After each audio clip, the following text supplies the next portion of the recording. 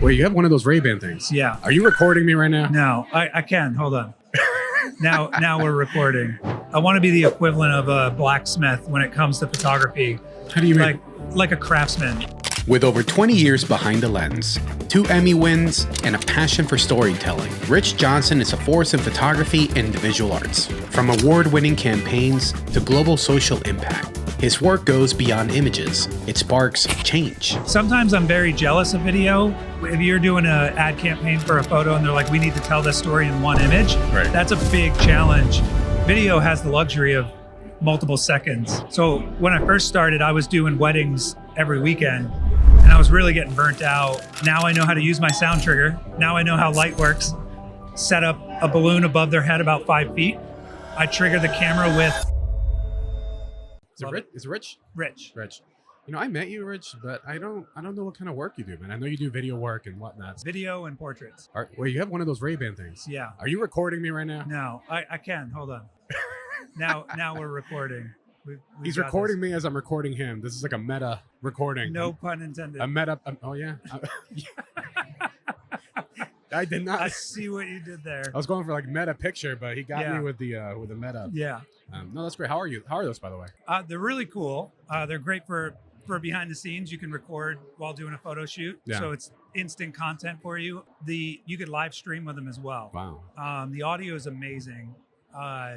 Where they're really going to be amazing is for sight impaired people. Like the AI that's built into it that it uses, you could say, hey, how much money's in my hand? And it'll say you have 2 5s and 3 singles. By just looking at it? By just looking at it. I could ask it, I could say, hey, Meta, what am I looking at?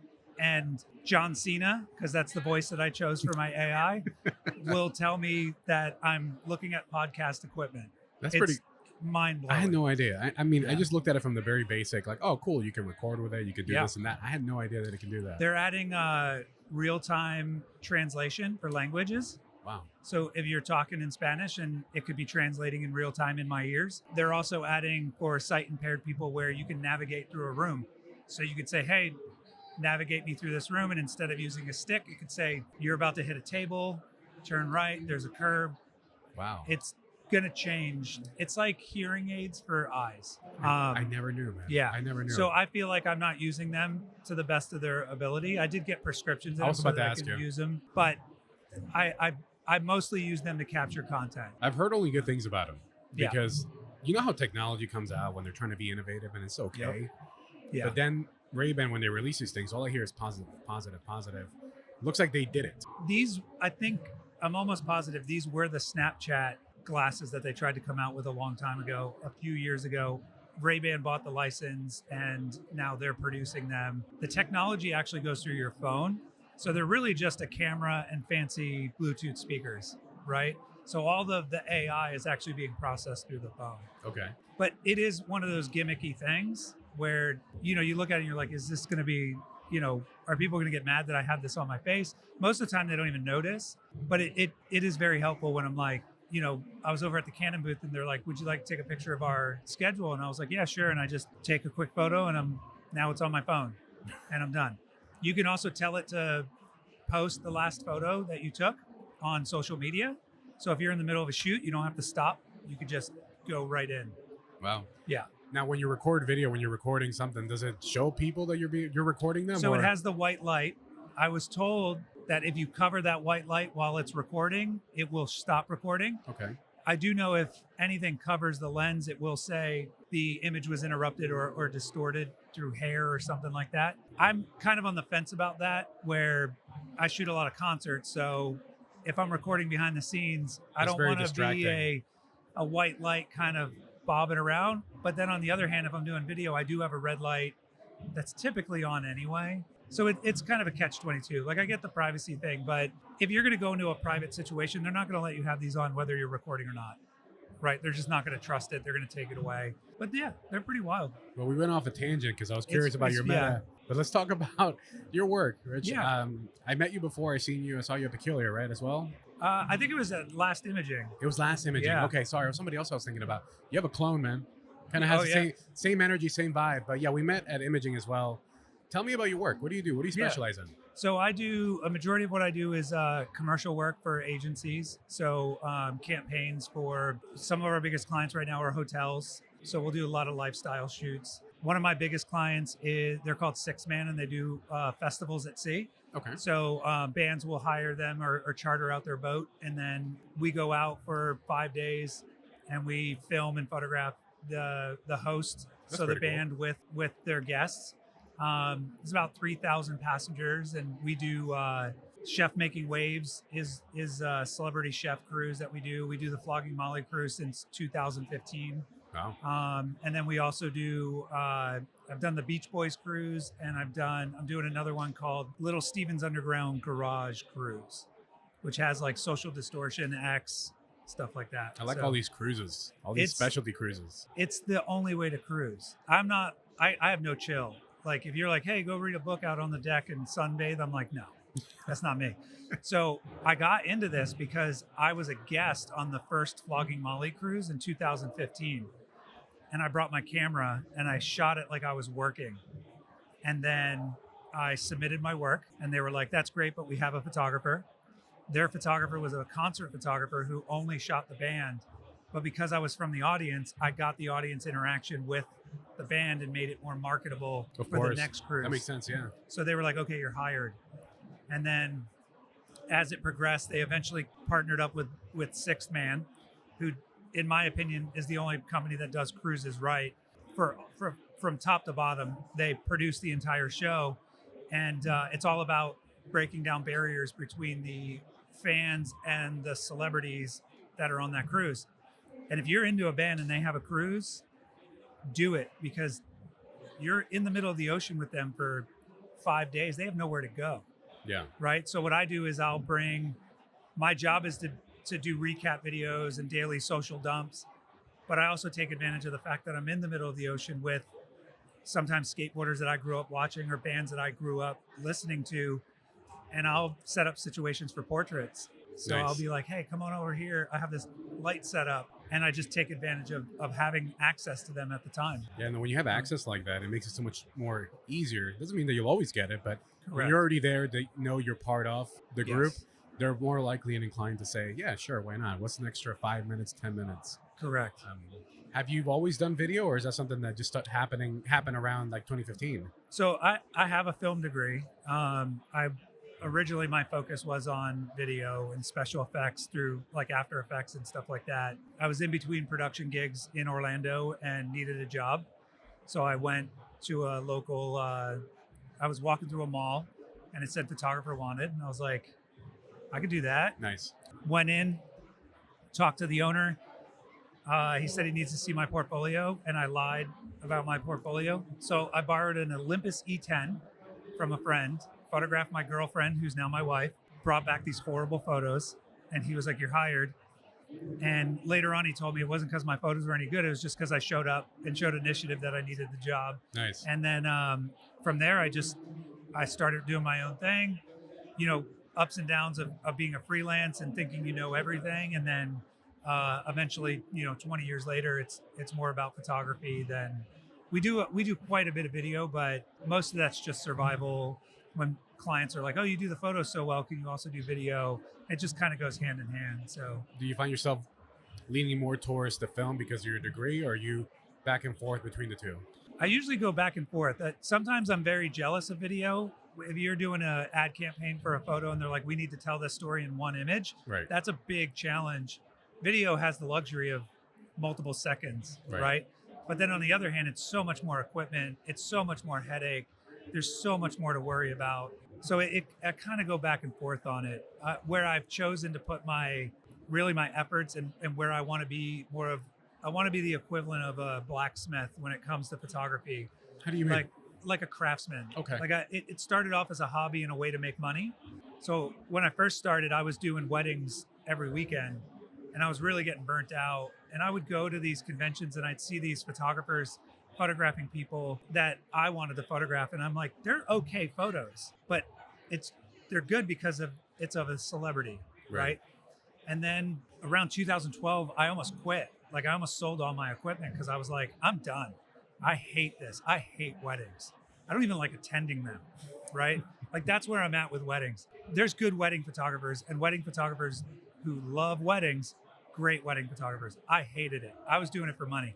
I decided I was going to sell all my equipment, but before I did that, I found a notebook full of ideas that I had not done.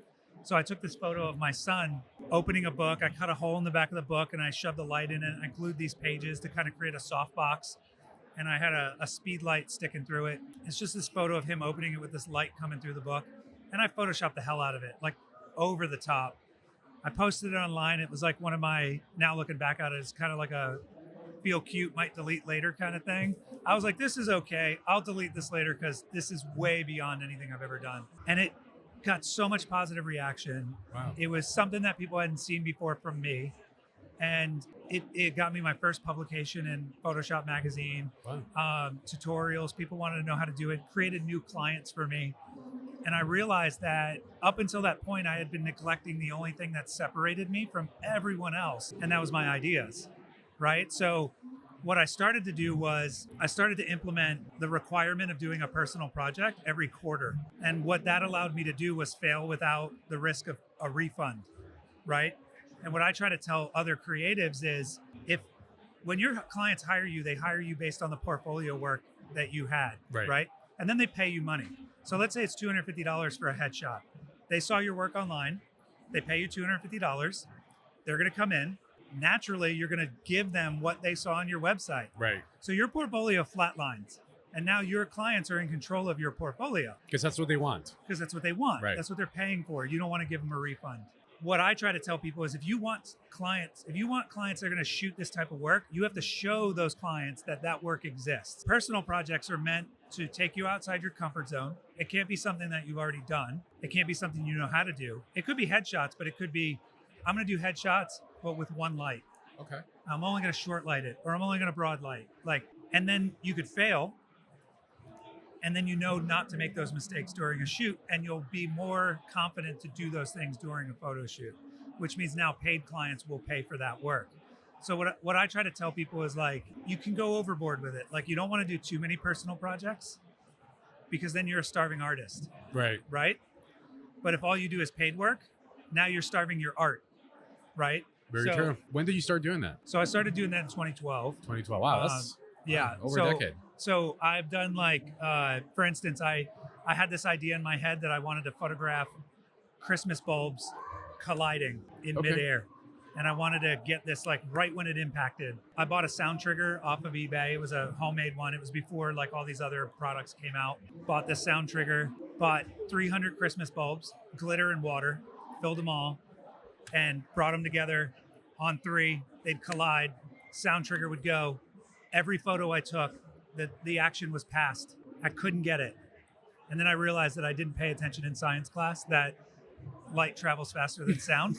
And you cannot trigger, if you're trying to capture the action that makes the sound, you can't trigger your camera based on that sound. So if you do, it's going to be past it. 2 weeks later, a client reaches out to me, a new client. They say, we own a leak detection company. We want to do something cool. And I was like, can I drop water balloons on your head? And they're like, yeah, that sounds awesome. Now I know how to use my sound trigger. Now I know how light works. Set up a balloon above their head about 5 feet. I trigger the camera with the scissors that cut the balloon and set a delay. So by the time the water hits the top of their head, it's right on top of their head and resting, as opposed to past it or above it, right? And that's something I would have never offered to a client if I hadn't already done that, because it would have been embarrassing. I would have failed miserably. Oh, yeah. They would have been soaking wet. But now this photo exists. I feel like at the time it was the first time I did that. We kind of peaked at how do we get better from this kind of thing? But the personal projects have always done more for my career than anything else. I did a personal project in 2013 for basically verbal abuse. So I said, what if the things we said left the same visuals as physical contact? And I invited a bunch of kids and adults to my studio, and they wrote down words that they had been called or heard people called, and we wrote it on their face in the form of a bruise, right? So they had a black eye with a bad word on their face. My original idea was to bring light to this subject, but also to shock and awe people. I wanted to be an artist and be like, look at me, I'm edgy. I put curse words on kids' faces, and So as the kids started showing up, I'd say, here's a list of bad words. And they'd go, my word's not on there. Can I use my own word? And I'm like, well, what's your word? And they'd be like, stupid. And I'm like, that's not a bad word. And they're like, but that's my word. And I'm like, fine, do it. And then another one would come up and they'd put, my word's not on there. What's your word? Coward. So I'm like, fine.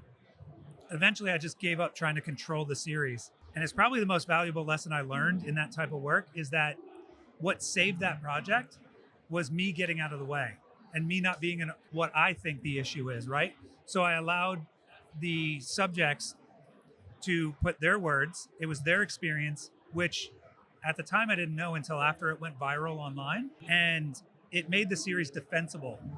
And it made the series to where it wasn't my opinion. It was the opinion of the subject that was in there. And we launched it on F-Stoppers. I gave it away for free to any nonprofit that wanted to use it. As of right now, 180 nonprofits around the world have used it. From that gig, and because of the way that I handled the sensitivity of those subjects, right, I've been hired by lawyers to go and photograph victims that were injured by products and show the impacts of those products, because they knew that I can handle those things in a sensitive way, get people to be vulnerable in front of my camera. And that series created skills for me I started a nonprofit 10 years ago for pediatric cancer. I started as their creative director, and our entire approach was showing the real face of pediatric cancer, from the family members down to the patients. And we've raised over $3.5 million for pediatric cancer research because of just those things that I would have never learned if I had the fear of a refund, right? I would have just played it safe and I would have plateaued. Well, so I would say, first of all, fascinating how these different projects have led to different outcomes, right? Things that we don't see. We're so focused on the art that we have no idea what it could potentially lead to. In this case, the way it was received, the way that you let go in order to be able to do that. And real quick, what's the name of your nonprofit? So the nonprofit is Cannonball Kids Cancer. Cannonball Kids Cancer? Cannonball Kids Cancer. Okay. And then they're in Orlando. They're almost on our 10-year. So yeah. That's great. It's pretty wild. And then, so with that verbal abuse campaign, I got a call from the UN AIDS organization, and they called me up and they said, can you come up to the US Senate and speak about your project? And I was like, sure, I'll be there. I didn't ask many questions. They flew me up. We had a fundraiser at the US Capitol. And then while I'm there, I'm like, you're the UN AIDS organization. Like, why am I here with a verbal abuse campaign? And they said, through our studies, we've realized that there's an 80% increase in the transmission of AIDS amongst domestic violence survivors. So our goal as an organization now is going to be to tackle domestic violence, because those victims tend to turn to sex work, drugs. And if we can help eliminate domestic violence, we can then eliminate the transmission of AIDS. And it just unlocked all these things that you don't know the impact that you're going to have. Yeah.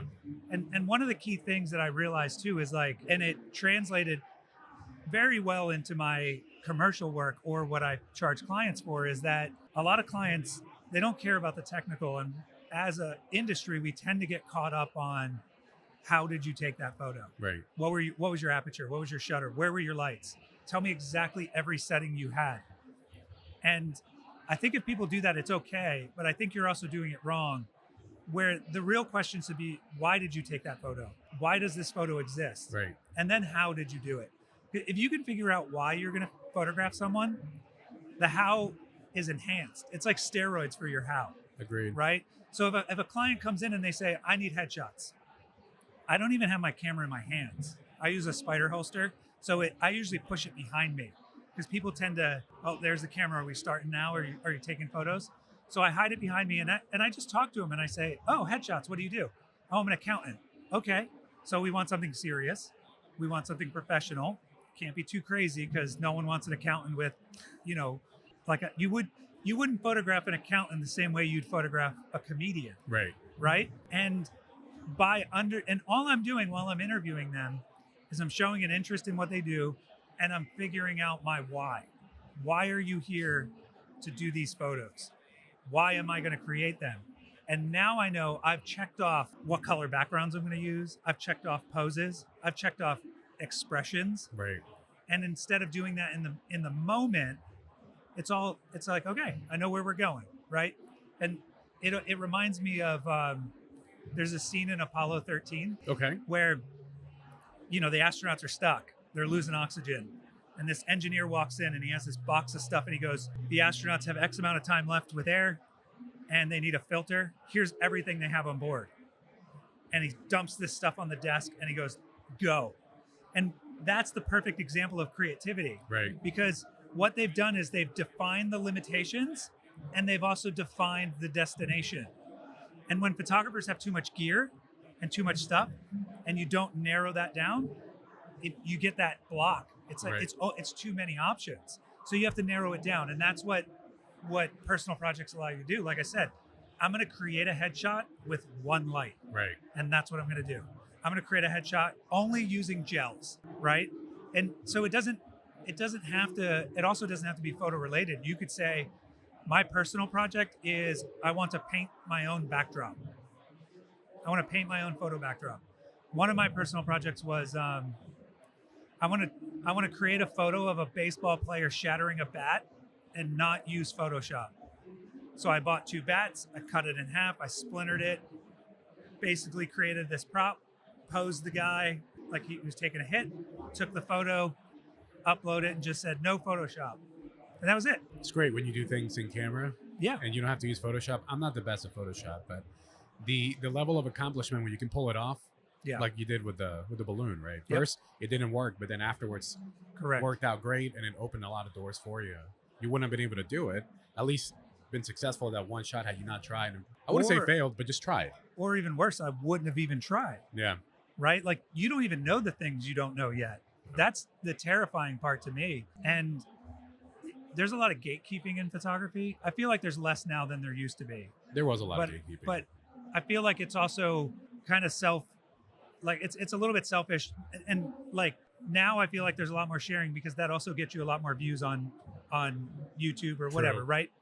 My fear is if I gatekeep information and I deny someone the joy that I get from taking a photo, that like instant, oh my God, this was so cool. I actually pulled it off. Now, pros and cons. There's also the, oh shit, I just failed miserably and spent so much time on this and it's not what I wanted. But like, I have an actual fear of like, what drives me is I have a fear of the photos that might not exist. So like, I was on the cover of the PPA magazine in December, and that was a photo of a stranger. I had no idea who he was. He was outside of a Wawa. I was getting a sub. I looked out the window and there's this guy with this amazing beard, wispy white hair, and there's this storm rolling in. And I just stared at him and I was like, I need a photo of this guy. He looks like a wizard, right? And there's this storm coming in. I could see this photo in my head. I don't like talking to strangers, but my fear of talking to strangers is nothing compared to my fear of that photo not existing. I got in my car, I pulled around and I watched him eat while I was like eating my sub. It was real creepy. I'm in my van. You're in a van. I'm in a van. I have all my light gear in the back and I'm watching him and I'm like, I gotta eat my sub, drinking. I'm making sure he doesn't move. So he's still eating. I get out, I start setting up my 600, my Godox 600, putting the box together. I'm putting everything together and I look up and he's gone. And I was like, where'd he go? What's happening? So I look over and he's walking across the parking lot and he's just taking off. And I was like, so I slam the door, I throw all my lights in, I slam the door and I kind of gauge where he's going to end up in the parking lot. So I pull ahead and I park in the middle of nowhere parking. Like he must have been like, I'm going to get kidnapped, right? So he walks up, he's about 20 feet from my van. I hop out and I go, sir, this is weird, but can I take your portrait? And he goes, how long is it going to take? And I was like, 2 minutes. And he goes, okay. And he stood there and I started making small talk because now I got to put my light together. Right. You got to make time. Now I got to make time. I'm like, okay. And I told him 2 minutes, like out of a habit. And I get my light together. I don't even get time to test it. I take 2 shots of him. First one's out of focus. Second one nails it. And he goes, okay, bye. Turns around and walks off. Gandalf left. And I was like, oh, boy, that was crazy. I submitted it for image review or merit review for PPA. They selected it for the front cover, and they're like, we need a model release. And I was like, I don't know who this guy is. So I go on a Facebook group. This is the beauty of social media now. One of the good things. I go on a Facebook group for the town and I say, hey, here's the situation. I stalked this guy. I'm not weird-ish, but does anyone know him? And someone reached out and they said, my mom and dad go to church with him. His name's Pete. And I was like, can I get their number? They called me. We talked on the phone. And they were like, I think we can get him to sign it. He's kind of a recluse. And I was like, yeah, I could tell. He let me take 2 photos and took off. He didn't even say, like, he said bye and left.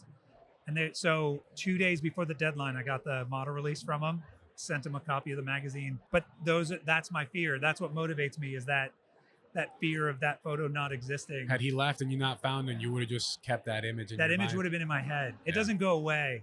And a lot of the images that I've taken have been that way, to where I'll be out with my family and I'll see someone swimming at, a spring. I'm like, that guy, I need a photo of that guy. And I just walk up. And it's allowed me, like when I do those cruises, I'm working with people that are technically strangers. I may know who they are from like their celebrity. And it almost makes it a little bit worse, because you got the celebrity factor and they're a stranger. Right. But because of the things that I've done with these personal projects, or spur of the moment personal projects, it's given me the confidence to know when I place my light here, probably not going to look like an idiot. The only thing I have to fear is looking like an idiot because I told a bad dad joke, right?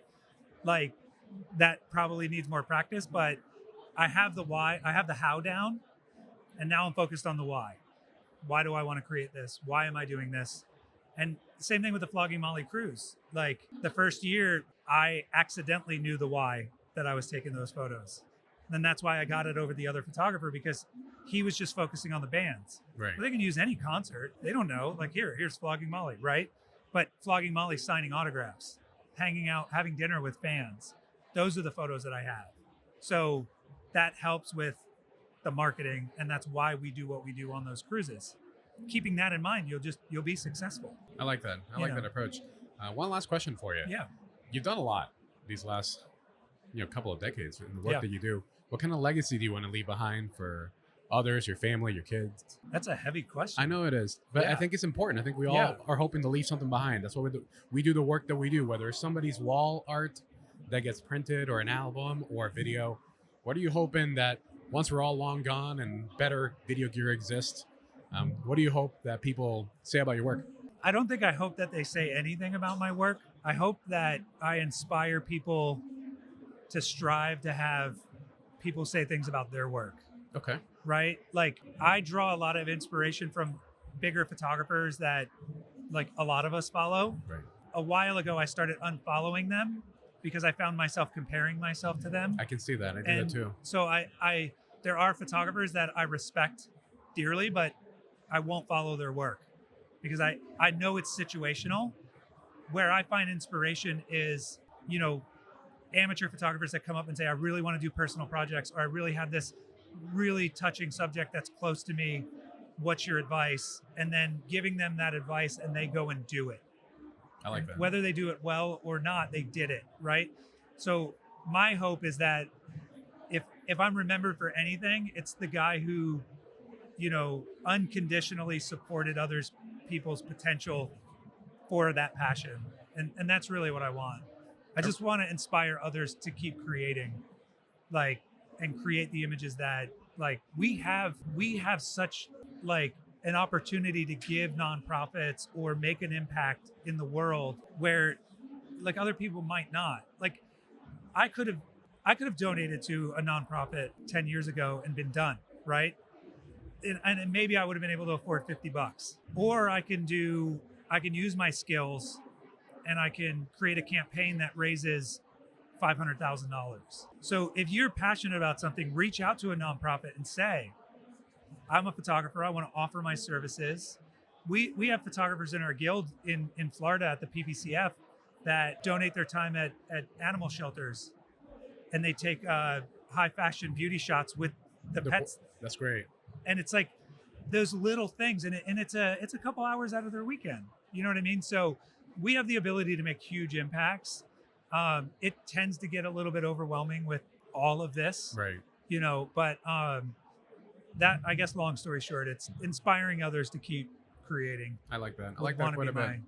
Lastly, how do people find your work? So you can find, I'm on social media almost on every platform at Spectacle Photo. Okay. So Spectacle Photos, I don't go by, I mean, I go by Rich Johnson, but I wanted Spectacle Photo to be a company that if I had other photographers come in, they could take pride in it as well. Right. So they weren't just promoting me, but Spectacle Photo at Spectacle Photo on Instagram, Okay. everything. Well, Rich, I appreciate you stopping Yeah, by, I man. appreciate you asking. Finally got a chance to talk to you. It's been a while. Yeah, yeah. Good seeing you, man. Pleasure. I'm sure I'll see you around. Yeah. And enjoy imaging, man. Day one. Cool. All right. Thanks. Thanks.